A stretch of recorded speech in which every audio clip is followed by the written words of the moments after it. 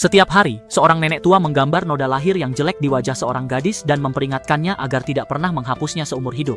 Gadis itu menurut dan tumbuh besar dengan noda itu hingga usia 18 tahun.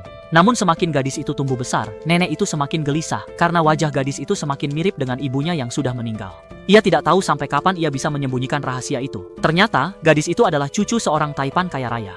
15 tahun lalu, ayah gadis itu mengajaknya menemui sang kakek bersama ibunya. Namun di perjalanan mereka mengalami kecelakaan mobil. Ibunya meninggal di tempat dan ayahnya jatuh koma berkepanjangan. Saat sang kakek mengetahui hal itu, ia sangat marah. Ia menyalahkan ibu gadis itu atas nasib buruk yang menimpa putranya dan bahkan menganggap gadis kecil itu sebagai pembawa sial. Ia memerintahkan seorang pelayan untuk membuang gadis itu dan bersumpah tidak ingin melihatnya lagi. Namun pelayan yang baik hati itu membawa gadis kecil yang terluka ke rumah sakit. Dokter mengatakan bahwa saat gadis itu sadar nanti, ia akan kehilangan ingatan. Nenek tua itu lalu memutuskan untuk membesarkan gadis tersebut sebagai anaknya sendiri, agar sang milioner tidak menemukan kebenaran. Ia sengaja menggambar tanda hitam besar di wajah gadis itu, lalu berbohong bahwa gadis itu adalah anak angkatnya. Melihat noda lahir yang begitu jelek, sang kakek tidak curiga dan mengizinkan pelayan itu mengadopsinya. Dengan begitu, gadis itu tetap tinggal di rumah sang kakek.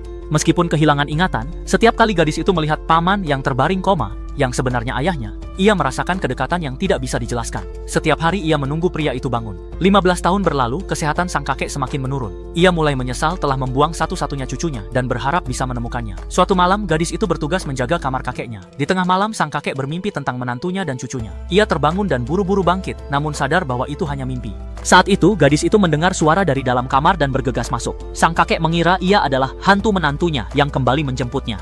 Gadis itu mencoba membantunya berdiri, tapi kakek merasa sangat ketakutan.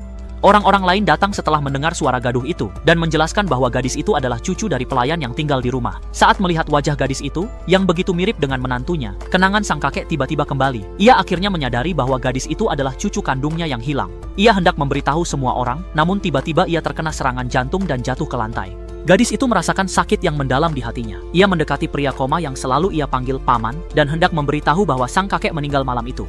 Namun tiba-tiba, pria koma itu membuka mata dan bangun. Cerita ini benar-benar bikin perasaan campur aduk. Menurut kamu, apa gadis itu harus memaafkan keluarga besarnya? Tulis pendapatmu di komentar ya.